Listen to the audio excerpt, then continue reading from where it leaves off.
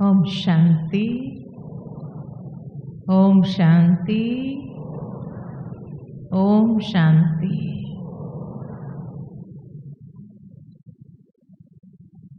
परम आदरणीय दादी जानकी हमेशा 3 बार ओम शांति बुलवाती है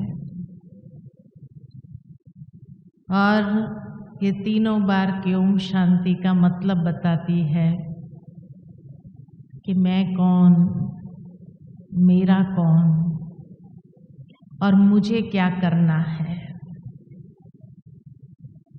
तो आज का जो विषय है रिटर्न जर्नी, तो मुझे क्या करना है। और ये स्मृति अगर हमेशा निरंतर अपने अंदर रहे तो शायद हम बहुत अच्छी तैयारी अपनी कर सकेंगे। क्योंकि रिटर्न जर्नी कहाँ की रिटर्न जर्नी है हमारी? हाँ, कहाँ की रिटर्न जर्नी है? अपने घर की और सुखधाम की, है ना। 2 रिटर्न जर्नी पर है हम, तो दोनों की तैयारी हमें अपने आप में करनी होगी। परमधाम के रिटर्न जर्नी पर है तो उसकी तैयारी क्या होगी, और फिर अपने सुखधाम में भी जब जाना है उसके बाद तो उसकी तैयारी क्या होगी। जिस तरह कोई व्यक्ति सोचता है कि मधुबन जाएंगे और मधुबन के बाद कहीं कोई लौकिक में शादी होती है और नज़दीक है तो सोचते वहाँ से ही वहाँ चले जाएंगे और शादी अटेंड करके आ जाएंगे। तो दोनों की तैयारी अपनी अपनी होती है। शादी में सफ़ेद कपड़े नहीं पहनेंगे आप, और मधुबन में सज धज करके नहीं बैठेंगे यहाँ पर कि चलो वही शादी के कपड़े मधुबन में पहन लेंगे और फिर वहाँ से वहाँ जाएंगे दोबारा पहन लेंगे। उसमें क्या है, मधुबन में भी सब देखे हमें श्रृंगारे हुए स्वरूप में नहीं।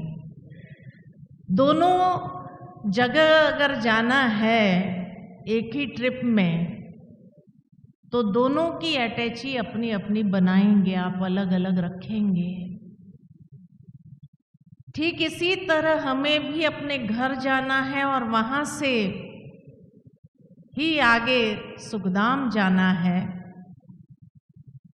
ये तो नहीं कि वापस संगम युग पर आकर के फिर सुखधाम में जाएंगे, नहीं। तो इसीलिए एक ही बार में दोनों जर्नी की या दोनों स्थान की तैयारी हमें करनी होगी।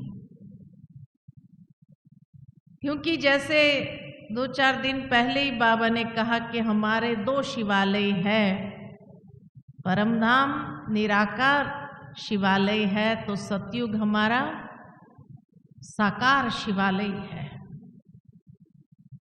तो इसी तरह जब दोनों स्थान हमारे अपने ही है और जाना ही है हमें, तो दोनों की तैयारी हमें बहुत अच्छे से करनी है।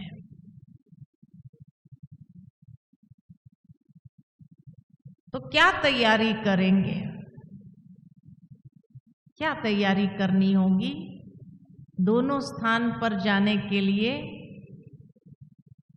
दोनों का बैगेज अलग बनाना है तो क्या क्या तैयारी करेंगे? कई बार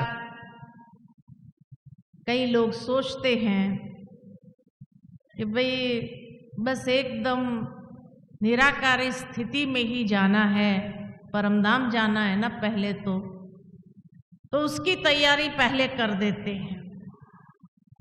नहीं, आज जैसे बाबा ने बहुत अच्छी बात मुरली में कही कि तुम्हें पवित्र बनना है, क्योंकि दोनों दुनिया के लिए पवित्रता चाहिए। परमधाम के लिए भी आत्मा पावन चाहिए। तो नई सतयुगी दुनिया में भी जाना है तो हमारा आदि स्वरूप भी पवित्र स्वरूप है। तो इसीलिए वो तैयारी हमें यहाँ से करनी होगी, और उसके लिए यहाँ से, यहाँ जो फैलावा किया हुआ है उसको समेटना जरूरी है। जिस तरह कोई व्यक्ति अगर विदेश में सेटल होना चाहता है और उसकी सारी तैयारी हो जाए कि अब भी परमानेंट यहाँ छोड़ करके विदेश में सेटल हो जाना है, तो यहाँ जरूर है समेटना चालू करेगा। क्योंकि भाई वहाँ चले जाएंगे और फिर वहाँ से यहाँ कोई वापस आना नहीं है, या आएंगे तो भी थोड़े समय के लिए आकर के चले जाएंगे। तो घर मकान आदि जो कुछ भी है उसको निकालना चालू करेगा, समेटना। जो ले जाने वाली चीजें हैं वो ले जाएंगे, बाकी तो वहाँ मिलेगी ही मिलेगी, लेकिन यहाँ की चीजें निकाल देना पड़ेगा। और इसलिए घर की एक एक बड़ी बड़ी जो सामग्रियां हैं उसको छोड़ना चालू करेगा या बेचना चालू करेगा। भाई मकान को बेचेंगे, जो फर्नीचर है उसको बेचना चालू करेंगे, एक एक चीज, या तो मकान के साथ ही सब चला जाए। और उसी समय मान लो कि कोई आकर के कहे कि एक बहुत अच्छी प्रॉपर्टी मिल रही है, बड़े सस्ते दाम में मिल रही है, तो आप क्या कहेंगे? अरे क्या करना, अभी तो वहां ही जाकर के रहना है, यहाँ तो आना नहीं है, तो प्रॉपर्टी यहाँ खरीद के क्या करना है, यही कहेंगे ना।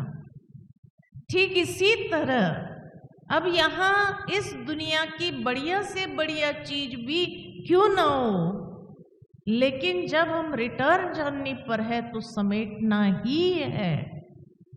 अगर समेटेंगे नहीं, फिर भी यहाँ फैलावा करते जाएंगे, तो फिर वो समय जब आएगा तो क्या हाल होगा। जैसे एक व्यक्ति सारी जिंदगी धन कमाता रहा, धन धन धन धन इकट्ठा करना है, बच्चों के लिए, पोतों के लिए, इसके लिए उसके लिए, धन धन धन धन धन करता रहा, और लास्ट में हार्ट अटैक आया, शरीर छूटा, और उसके बेटे ने कार्ड भेजा सबको, मेरे पिता का निधन हो गया। धन धन करता रहा और लास्ट में निधन हो गया उसका, है ना। वो धन किस काम का आया जो निधन होकर के ही जाना पड़ा उसको। अरे हर आत्मा अपना अपना भाग्य लेकर आई है, उसके कर्म अनुसार।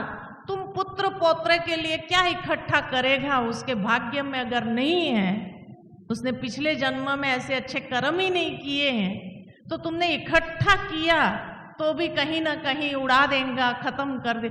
उसके जो नसीब में भोगने के हिसाब से उसको सुख मिले, उसके हिसाब से जो इकट्ठा किया था वो तो कोई काम का नहीं। हर आत्मा अपना अपना भाग्य लेकर आती है। इसीलिए दुनिया में कहा जाता है कि माता पिता जन्म दे सकते हैं, भाग्य हर आत्मा अपने कर्मों के हिसाब से ही लेकर आती है। आप कितना भी इकट्ठे करके जाओ, अगर उसके नसीब में नहीं है, कहाँ चोर लूट जाएंगे, डाका डाल देंगे, रास्ते पर आ जाएगा, क्या काम का। इसलिए कहा सारा समय धन धन धन के पीछे चला गया उसका। जब भी उसको कहा कि भाई थोड़ा समय योग कर ले, हम ये भट्ठी कर लो, ये कर लो, कहा नहीं, धन कमाने का है, अभी तो सीजन है, अभी तो ये है। और फिर निधन होकर के जब चला गया आगे की यात्रा पर, तो जो कमाई लेकर जा सकता था वो कमाई भी नहीं लिया, और जो नहीं लेके जा सकता था उसी में ही श्वास लगाए रहे और निधन हो गया। तो इसलिए तैयारी ऐसी करनी है हमें कि कल को हमारे लिए कोई ये ना कहे कि हाँ भाई देखो सारा समय धन धन धन करता रहा और लास्ट में तो निधन होके ही जाना पड़ा उसको। न ये कमाई किया, स्पिरिचुअल कमाई भी नहीं हुई, रूहानी कमाई भी नहीं हुई, और वो जिस्मानी कमाई तो कोई काम की नहीं रही। तो समेटना जरूरी है। प्रैक्टिकल अगर हम देखें तो बाप दादा ने भी कितना समेटना शुरू किया। दादियां जब थी हमारे पास में तो कहते थे बाप दादा जब आते थे तो उस समय पांडव भवन के बाबा के कमरे में बाबा आता था दादी के तन में, और घंटों, उस समय तो थोड़े से बच्चे होते थे, घंटों बाबा सबको समय देता था, एक एक के साथ भोजन करता था, एक एक के साथ में बाबा उनको खिलाता था, वो बाबा को खिलाते थे। कितना वो मीटिंग थी। उसके बाद जैसे बच्चे बढ़ते गए तो हिस्ट्री हॉल में आना चालू किया। मुझे याद है हमने भी पहली मुलाकात जब बाबा से किया था तो हिस्ट्री हॉल में ही किया था, है ना। और हिस्ट्री हॉल में वो थोड़े से बच्चे होते थे, बाबा घंटों मिलते थे, बाबा के साथ ही रात्रि का ब्रह्मा भोजन होता था। और उसके बाद जैसे बढ़ते गए बच्चे तो मेडिटेशन हॉल, उसके बाद ओम शांति भवन।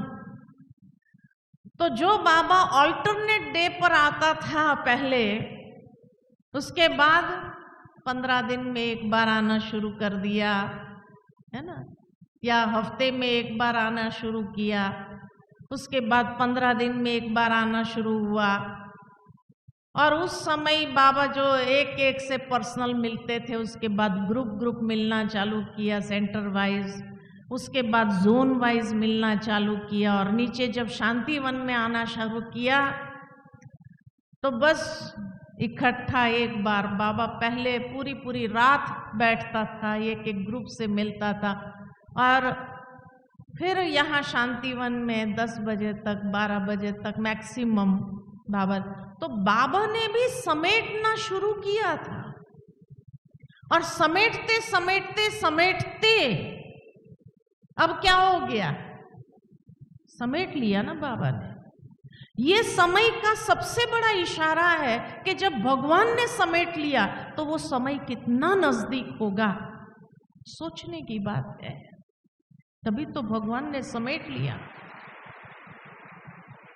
और भगवान ने समेटने के बाद भी अगर हमने वो इशारा पकड़ा नहीं या समझा नहीं, और अभी तक भी हम फैलावे में जा रहे हैं, विस्तार में जा रहे हैं, सार में जाने के बजाय, तो क्या होगा।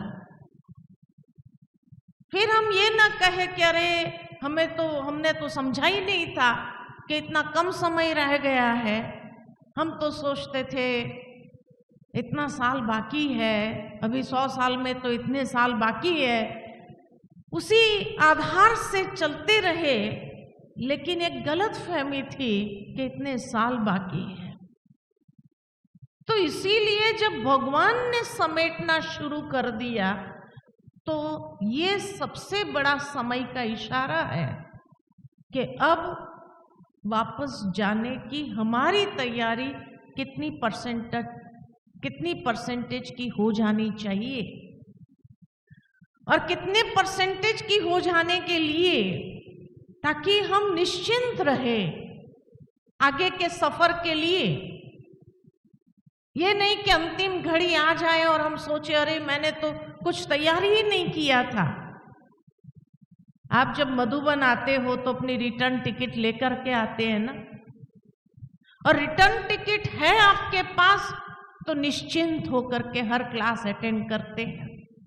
जिसके पास रिटर्न टिकट नहीं है, नहीं मिली थी, यहाँ कराना है तत्काल में, लाइन में खड़ा रहना है, देखना है मिला कि नहीं मिला, रोज वहाँ चक्कर काटते रहना, स्ट्रेस की बात नहीं है। तो इसीलिए पुरुषार्थ में भी जितना हम अपने आप को समेटते जाएंगे, उस स्थिति को बनाते जाएंगे, तो निश्चिंत रहना सहज हो जाएगा। नहीं तो फिर लास्ट मोमेंट बहुत टेंशन में बिताना पड़ेगा। कई बार कई लोग सोचते हैं कि अरे ये परिस्थिति है, ये परिस्थिति समाप्त हो जाए तो फिर बाबा को इतना अच्छे से याद करेंगे, इतना अच्छा पुरुषार्थ करेंगे, ये जिम्मेवारी है, ये जिम्मेवारी पूरा कर लेने के बाद हम पुरुषार्थ में लग जाएंगे, उसके बाद बस तीव्र पुरुषार्थ करना शुरू कर देंगे। या ये बीमारी बैठते तो है योग में, लेकिन यहाँ दर्द होता है, वहाँ दर्द होता है, ये दर्द होता है, बस बाबा ये दर्द अगर खत्म कर देना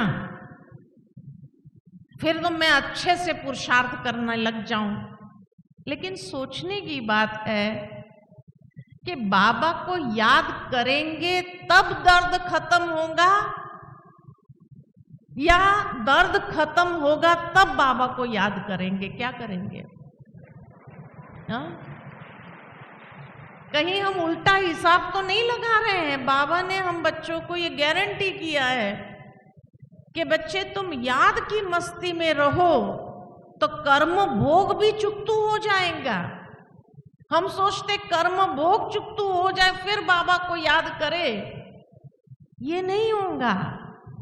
ये परिस्थिति समाप्त हो जाए फिर हम बाबा को याद करेंगे, बहुत तीव्र पुरुषार्थ करेंगे, लेकिन वो परिस्थिति या वो विघ्न बाबा की याद से विघ्न विनाशक बनेंगे या विघ्न विनाश होगा फिर बाबा को याद करेंगे? कहीं उल्टा हिसाब तो नहीं लगा रहे हैं?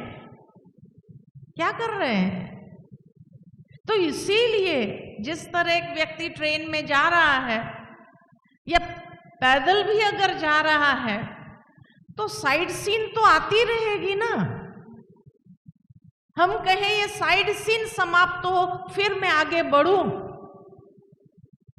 चलने वाला कौन है? हम हैं या वो साइड सीन है? कौन चल रहा है? हम चलेंगे तो साइड सीन चली जाएंगी, हम खड़े हो जाएंगे और कहेंगे साइड सीन जाए फिर मैं आगे बढ़ूं। ये तो उल्टा हिसाब हो गया ना।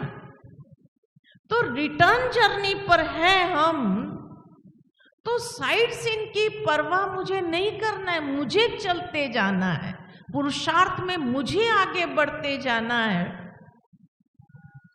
तो इसीलिए यहां आकर के भी अगर बुद्धि योग बाहर में ही रहा कि पुत्र पौत्रों के लिए ये ले जाना है, वो ले जाना है, थोड़ा शॉपिंग कर ले, तो यहां आकर के भी अगर तैयारी नहीं की, वहां तो होनी ही नहीं है उस जंजाल के अंदर, तो तभी तो यहां आए। लेकिन यहां आकर के भी उन्हीं जंजाल में रहे तो तैयारी कब करनी है? कहां करनी है? बाबा ने इतनी अच्छी हमें अपॉर्चुनिटी दिया है कि जो साल में मट्ठी के हिसाब से या ये मिलन के हिसाब से भी हम इकट्ठा होते हैं, तो संगठन में जो एक पावर मिलती है और जिस पावर से पुरुषार्थ सहज हो जाता है, वो अगर यहां नहीं कर पाए तो फिर अकेले में कब करेंगे? वो तो होगा ही नहीं। तो इसीलिए संगठन का बेनिफिट तो हम ले लें, क्योंकि वो वाइब्रेशन क्रिएट हो जाता है और उस वाइब्रेशन में हम बैठ जाते हैं तो हम भी अपने पुरुषार्थ की गति को तीव्र कर सकते हैं। तो ये बहुत अच्छी अपॉर्चुनिटी बाबा ने हम बच्चों को दिया है। लेकिन आज 17,000 आने के बाद भी क्लास में कितने हजार बैठे हैं? प्रैक्टिकल अगर देखो 5,000 6,000 से ज्यादा मुझे नहीं दिखाई दे रहा है। तो बाकी 10,000 कहाँ है ना? कल मुझे एक ग्रुप मिला, ग्रुप ने आकर के ऐसे ही सामने हो गए, कहा दीदी हम है ना आज उदयपुर घूम के आ गए। मैंने कुछ नहीं कहा, चुप रही, देखती रही कि यहाँ बाबा के घर में आए हैं या उदयपुर घूमने आए हैं, किसके लिए आए हैं। तो यहां भी अगर तैयारी नहीं की, मना अभी बुद्धि योग कहाँ घूम रहा है हमारा, जहां बाबा कहते हैं अभी समेटना चालू करो, भगवान ने इशारा दे दिया, उसने समेटना चालू कर दिया, और हम समेटने के बजाय हमारी बुद्धि इधर उधर घूमती रही है, तो हम रिटर्न जर्नी की तैयारी कब करेंगे? इसीलिए ये सवाल हमें अपने आप से पूछना है कि अगर रिटर्न जर्नी पर हूं मैं, तो मेरी तैयारी क्या क्या होनी चाहिए।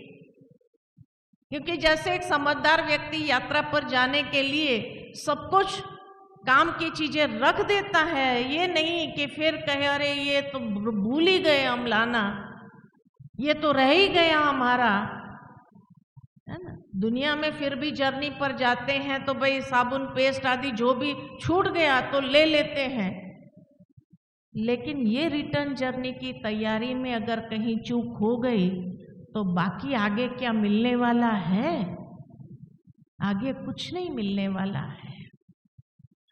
तो जिस तरह बाबा कहते हैं अभी समेटना है, माना जैसे हलवा तैयार हो जाता है तो किनारा छोड़ देता है, ठीक इसी तरह हम भी बेहद की वैराग्य वृत्ति को कहां तक धारण कर चुके हैं।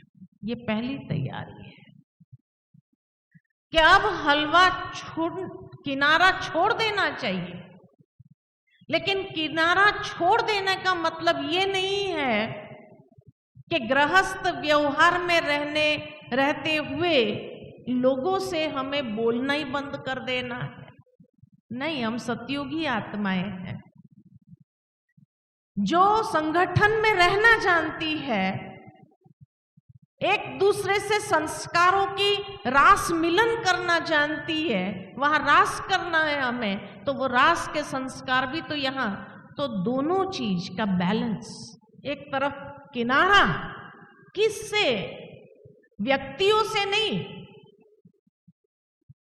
व्यक्तियों से निभाना जरूर है, लेकिन इतना अटैचमेंट भी ना हो जो उसी में फंस जाए। तो डिटैचमेंट और निभाना, ये दोनों का बैलेंस, क्योंकि हम खाली मुक्ति धाम में नहीं, जीवन मुक्ति धाम में भी जा रहे हैं। इसीलिए बाबा कहते हैं एक आंख में मुक्ति तो दूसरी आंख में जीवन मुक्ति। तो दोनों के संस्कार अभी से हमें धारण करने हैं।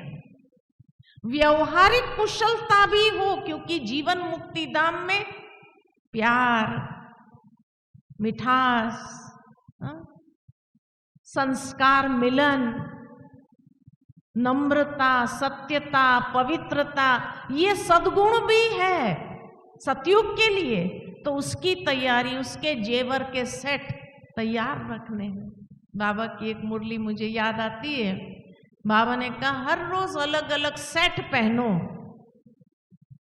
अलग अलग जेवरात के सेट पहनो, कौन से स्थूल नहीं, लेकिन कभी संतुष्टता का ज्वेलरी का सेट पहनो, कभी मधुरता के सेट पहनो। आंखें देखे तो भी मधुरता वाली बातें बोले, तो भी मधुर बोले, सुने तो भी मधुरता वाले शब्द सुने। कोई कितना भी कड़वा बोल रहा हो तो भी मुझे मधुरता उसमें से लेनी है ना। तो व्यवहारिक कुशलता में ये सद्गुण बहुत जरूरी है, क्योंकि यही जीवन मुक्ति धाम के संस्कार है। तो उसकी भी साथ साथ तैयारी करनी है। और परम धाम में क्योंकि मैं अकेली, मैं और मेरा बाबा, दूसरा न कोई, वो वहां की स्थिति है। तो जब हम योग में बैठते हैं, जब हम अपने आध्यात्मिक यात्रा पर है, तो उस समय मधुबन आना मन आध्यात्मिक यात्रा पर आए ना, तो यहाँ आध्यात्मिक यात्रा पर मैं और मेरा बाबा, दूसरा न कोई। फिर बुद्धि घर के तरफ नहीं होनी चाहिए। पुत्र के लिए ये ले लेवे, पोत्रों के लिए ये ले लेवे, दोत्रों के लिए ये ले लेवे, ये यात्रा नहीं है। तो इसीलिए दोनों जगह की यात्रा के संस्कार, जब आप वहां है, यहाँ व्यवहारिक कुशलता जरूर होनी चाहिए। लेकिन जब वहां से यहां आए हैं तो फिर मैं और मेरा बाबा, तीसरा अंदर बीच में दूसरा कोई भी आना नहीं चाहिए। ये स्वाभाविकता हमारी संस्कारों में, जब हमारी संस्कारों में आ जाएंगी तो हमने दोनों जगह की तैयारी करना शुरू किया। तो बेहद की वैराग वृत्ति भी हो, तो साथ में बाबा कहते राज ऋषि भी हो, है ना। ऋषि भी है लेकिन राजा भी है, तो राजाई संस्कारों को भी यहां धारण करने, तो ऋषि के संस्कार को भी यहीं धारण करने। तो राजा भी है, ऋषि भी है, न्यारा और प्यारा भी रहना है, बेहद की वैराग्य वृत्ति भी हो, ये परमधाम के संस्कार हैं। लेकिन सतयुग के संस्कार जो है वो भी यहां ही धारण करने। कई बार ब्राह्मणों में ये देखा गया, कोई एक तरफ हो जाता है, या सतयुगी संस्कार के तरफ ही हो जाता है या परमधाम के अरे बिना परमधाम जाए सतयुग में डायरेक्ट जाने वाले हैं क्या? तो परमधाम के संस्कार तो पहले चाहिए ना, फिर सतयुगी संस्कार भी धारण करने। दोनों रिटर्न जर्नी पर है, तो इसीलिए दोनों का पुरुषार्थ साइमल्टेनियसली, दोनों साथ साथ चलना ही चाहिए हमारी लाइफ में। और ये लाइफ में अगर ये नहीं हुआ तो फिर कब करेंगे, फिर कब करेंगे। दूसरी बात कि जब रिटर्न जर्नी पर है तो जमा का खाता इतना भरपूर होना चाहिए, जमा का खाता।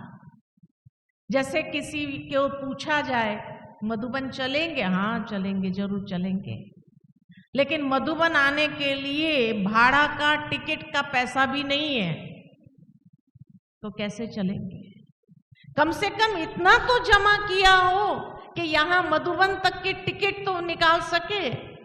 मधुबन में आएंगे तो कम से कम यहां अपना भाग्य बनाने के लिए कुछ तो कर सकेंगे, इतना तो हो हमारे पास।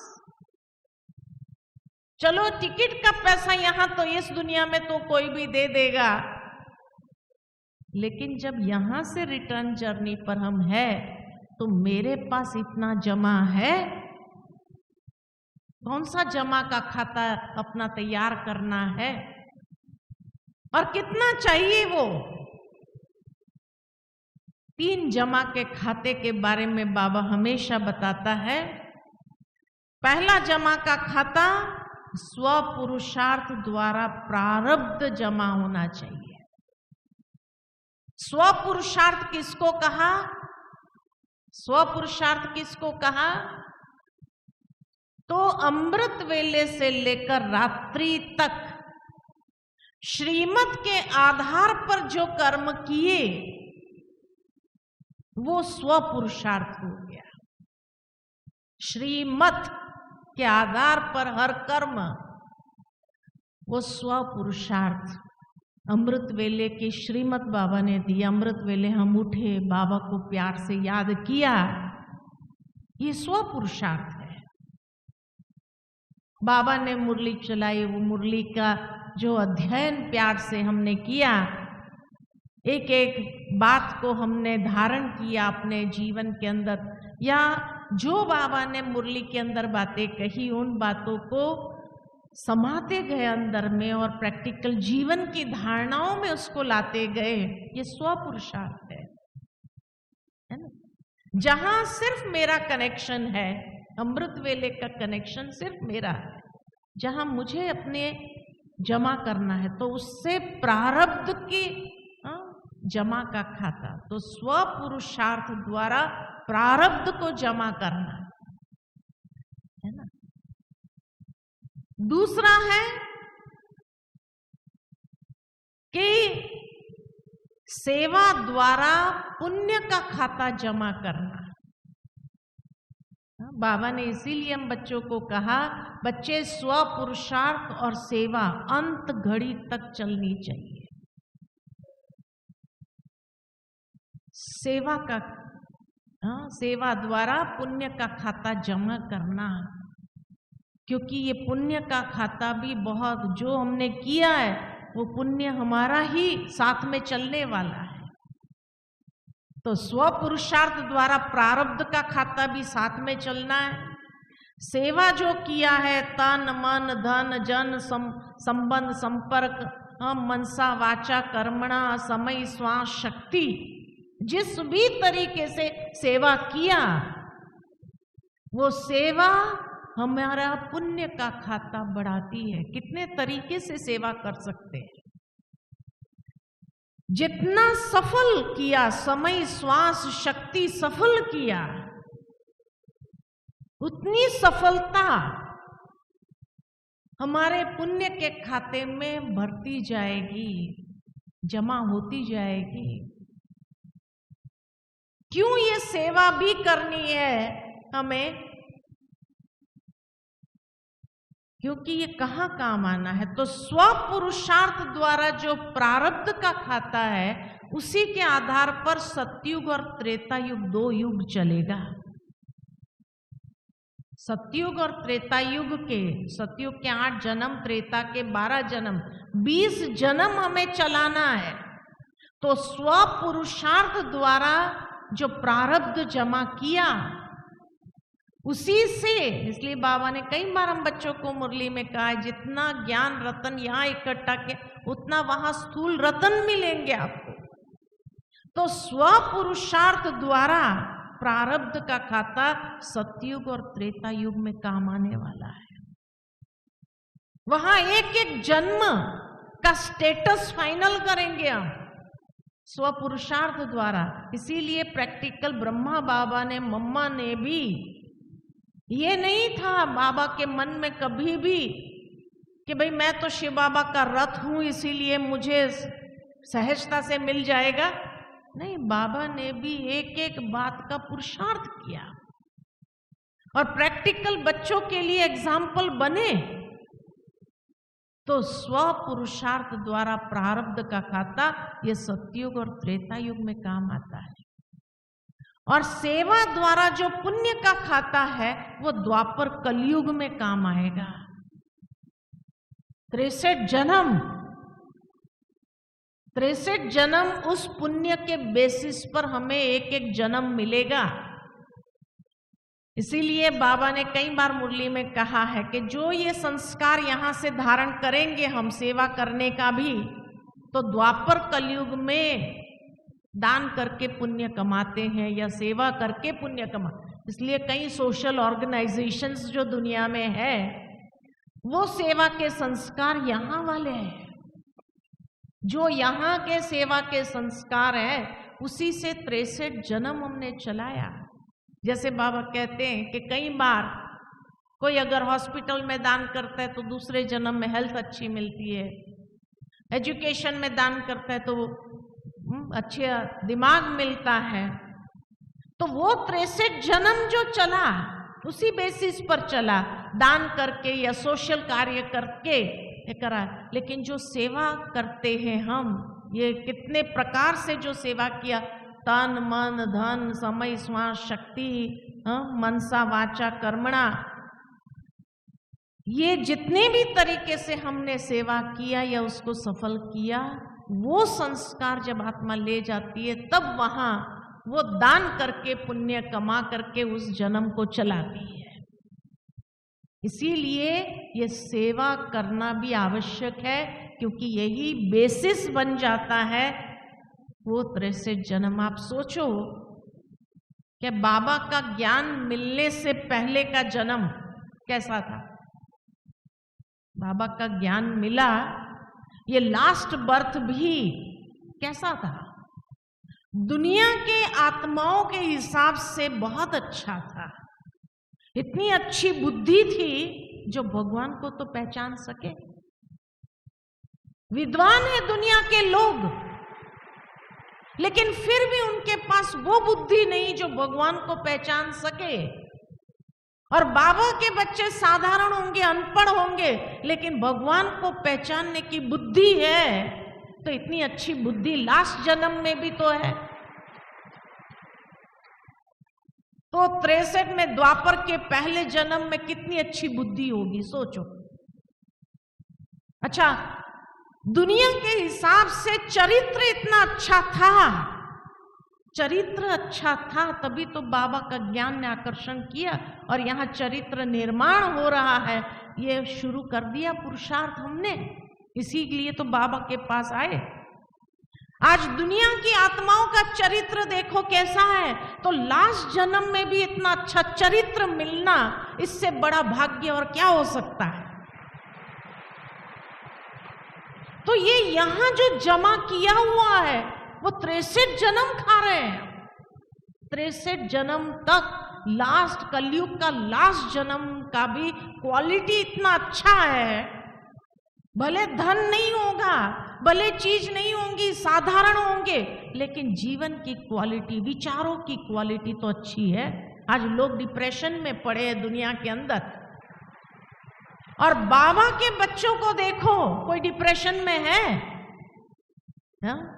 तो लास्ट जन्म में विचारों की क्वालिटी इतनी अच्छी है हमारी, तो इससे बड़ा भाग्य और क्या हो सकता है। तो ये संगम युग में जो पुरुषार्थ किया है, तो पूरा 84 जन्म हम खा रहे हैं, इतना जमा करना है ना।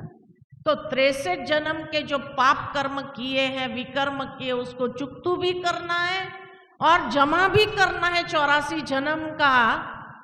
और अभी तक बुद्धि अगर बाहर मार्केट में भटक रही है तो कब करेंगे, सोचने की बात है हा? सोचने की बात है। इतना अगर जिसके ऊपर काम का बोझा हो तो लास्ट मोमेंट उसकी क्या स्थिति होगी, फिर सोचने की बात है। जमा कुछ किया ही नहीं, माना इतना उतारना है कर्जा और 84 जन्म तक का जमा करना है, तो ये 2 खाते भरपूर चाहिए तब हो सकेगा। और तीसरा खाता, श्रेष्ठ कर्म करके अनेक आत्माओं को सुख देते हुए दुआओं का खाता जमा करना। ये भी कहाँ काम आएगा, ये दुआओं का खाता कहाँ काम आएगा, अंतिम परीक्षाओं में, विनाश के पहले अंतिम परीक्षाएं जो चारों ओर से आएंगी। शारीरिक कर्म भोगना के हिसाब से भी आएगी, तो संबंध संपर्क में संस्कारों के टकराव के हिसाब से भी आएंगी। हम किसी से टक्कर खाने नहीं जाएंगे, लेकिन लोग हमसे टक्कर खाएंगे, उसका क्या है ना, उसको भी तो संभालना है। लोग टक्कर खाने वाले टक्कर खाने आएंगे, लेकिन मेरी अगर तैयारी है तो मैं उसको भी हैंडल कर सकूं, उस टकराव को भी। तीसरा, परिस्थितियों का, समस्याओं का ये कोना भी तो आएगा, नेचुरल कैलामिटीज का ये कोना भी तो आएगा, है ना। इविल आत्माओं का अटैक, ये भी तो कोना आएगा। तो इसीलिए दुआओं का खाता, जिसके पास दुआओं का खाता भरपूर होगा तो अंतिम समय के चारों ओर के पेपर में मक्खन से बाल की तरह निकल जाएंगे, या पानी पर लकीर की तरह निकल जाएंगे। इसीलिए ये तीनों खाते भरपूर चाहिए, ये तैयारी जरूरी है। और ये तैयारी अगर नहीं किया है, ये तीनों खाते जमा के हमारे पास नहीं है, तो फिर जो मिला उसी को स्वीकार करना पड़ेगा। जिसके लिए बाबा ने कहा, अंतिम समय उन आत्माओं को पश्चाताप के आंसू, संडे की मुरली याद करो, पश्चाताप के आंसू, पश्चाताप की आग में जलना पड़ेगा। 4 आग बताई ना बाबा ने अव्यक्त मुरली में, संडे की मुरली में। तो पश्चाताप की आग में जलना पड़ेगा कि अरे मेरे पास समय था, सब कुछ था, लेकिन अब समेटना है। इसीलिए जो कहा, विनाश की आग, विकारों की आग, देह और देह के संबंधों के आग और पश्चाताप की आग में भी, ये चारों प्रकार की आग का सामना करने के लिए दुआओं का खाता एक ही वो शीतलता का अनुभव कराएगा। जितना हमारा ज्ञान सूर्य ज्ञान चंद्रमा के साथ कनेक्शन पावरफुल होगा, उतना शीतलता प्रदान होगी, उतनी शीतलता की अनुभूति होगी कि ये आग में हमें जलना नहीं पड़ेगा। दुआओं का खाता ये शीतलता का अनुभव कराएगा, क्योंकि उसी को बाबा का भी सर्टिफिकेट मिलेगा, है ना। जाने से पहले तीनों सर्टिफिकेट हमें प्राप्त करना है। जिस तरह दुनिया में कोई विदेश में जाता है वीजा जरूरी है, तब तक जा नहीं सकता है, फिर परमधाम में अटकना पड़ेगा, या परमधाम तक जाने के लिए भी धर्मराजपुरी में अटकना पड़ेगा, है ना।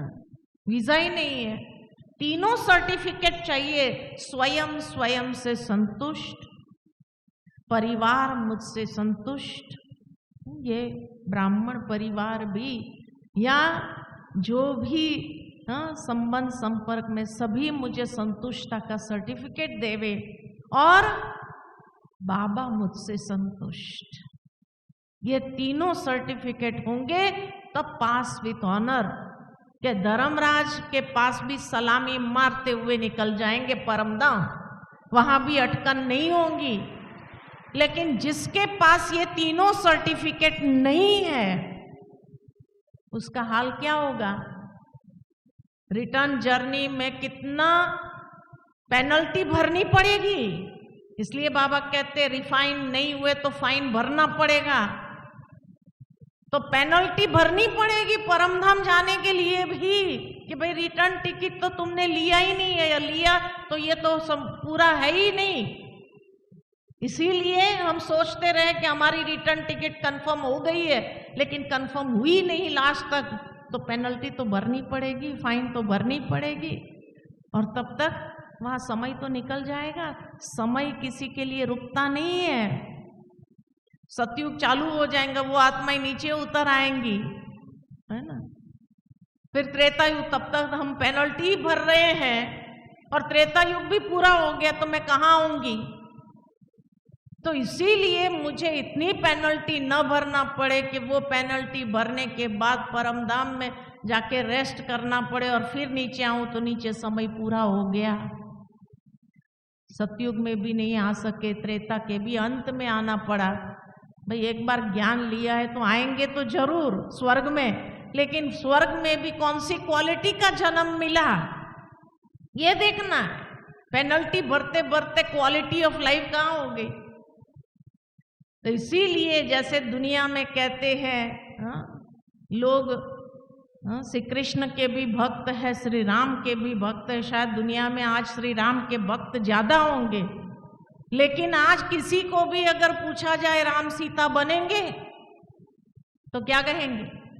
नहीं, राम सीता के भी बहुत सारे भक्त हैं, कोई कम है क्या? लेकिन फिर भी वो नहीं बनना चाहते हैं, क्योंकि श्री कृष्ण की दुनिया से, सतयुगी दुनिया की क्वालिटी से त्रेता युग की क्वालिटी फिर भी 2 कला कम हो गई। तो चाहिए तो हर एक को संपूर्ण चाहिए, 2 क्वालिटी 2 डिग्री कम भी नहीं चाहिए हमको। तो जब नहीं चाहिए तो कितना जमा करना पड़ेगा, तब जाकर के उस दुनिया में जा सकेंगे। तो उसकी तैयारी अगर यहाँ ही नहीं हुई है हमारी, तो इसीलिए बुद्धि योग अभी बाहर की दुनिया से समेटते हुए आत्म स्थिति में, आत्मिक स्थिति इतनी पावरफुल हमारी बना दे, हम हर बात में ये पाठ इतना पक्का हो हमें। बाबा रोज रोज हमें पाठ पक्का करा रहे हैं। आत्म समझ करके मुझे याद करो बच्चे, आत्म समझ करके याद करो, मन मना भव। और हम यही हिसाब लगाने में लगे हुए हैं कि बाबा ये बात पूरी हो जाए, ये जिम्मेवारी मेरी पूरी हो जाए, उसके बाद बस आपको याद करना और कुछ नहीं करना, है ना। अरे बाबा को याद करो तो जिम्मेवारी भी सहजता से पूरी हो जाएगी। तो इसीलिए हम यात्रा पर है, और यात्रा पर अनेक साइड सीन तो आती जाएगी। आप चलते चलो, सीन चली जाएंगी, समाप्त हो जाएगी और आप अपनी मंजिल की ओर आगे बढ़ जाओ, प्राप्त कर लो। ये है रिटर्न जर्नी के लिए अपने तैयारी करना। जो आत्मा संपूर्ण सतो प्रधान, सातों गुणों से भरपूर, कम से कम ये पुरुषार्थ करते हुए मैं अपने आप को इतना श्रेष्ठ पावन बना दूं, अब फिजूल के जो संस्कारों की टक्कर में नहीं जाना है। ये क्या कर रहा है, वो क्या कर रहा है, मन मत पर मत, इन सब बातों के उसमें नहीं जाओ अभी, क्योंकि अब रिटर्न जर्नी पर है तो अब श्रीमत क्या कहती है उस पर फोकस करना है। और श्रीमत के आधार पर हमारे हर कर्म हो। कोई क्या कर रहा है, कोई क्या नहीं कर रहा है, उसका कर्म वो जाने, उसका कर्म उसको नहीं छोड़ेगा। धर्मराज उसको, मैं कौन होता हूँ इस समय जज बन करके उसके कर्मों का, भाई उसने ऐसा नहीं करना चाहिए ना उसने कहा। जिसने जो किया उसके कर्म उसके सिर माथे। जैसे कहते हैं कि भाई जानवर के सींग उसको भारी होते हैं, ठीक इसी तरह हाँ भाई उसके सींग है, उसके सींग है, उसके पीछे मैं क्यों चिंता करूं। अगर उसके कर्म गलत है, अगर उसके कर्म में कहीं ना कहीं कोई ऐसी बात है तो वो जाने, धर्मराज जाने, हाँ उसके कर्म वो अपने आप चुकाएगा। मैं जज बन करके उसके कर्मों में भागीदारी क्यों बनाने जा रहा हूं। ये समझदारी तो नहीं है कि उसके कर्मों का चिंतन करते हुए मैं उसके कर्म में पार्टनरशिप बना लूं। अब रिटर्न जर्नी उसके कर्मों में पार्टनरशिप बनाने का परवड़ता है क्या? नहीं परवड़ता है। इसीलिए उसके कर्म वो जाने, मुझे उससे कोई भी लेना देना नहीं है। जिसके कर्म वो जाने, उसके सिंह उसको भारी है ना। धर्मराज जाने, वो जाने, उसका हिसाब किताब वो अपना जाने, मैं उसके साथ पार्टनरशिप बनाना नहीं है। इसीलिए किसी का चिंतन, पर चिंतन, व्यर्थ चिंतन, उससे अपनी बुद्धि को समेट लेना है और स्वचिंतन, शुभ चिंतन करते हुए दूसरों को भी शुभ भावना का दान देते हुए, शुभ कामना रखते हुए हम अपनी जर्नी में आगे निकलते जाए। ये साइड सीन में मुझे फंसना नहीं है, ठीक है। तो ये रिटर्न जर्नी की तैयारी हमें करनी है। अच्छा, ओम शांति।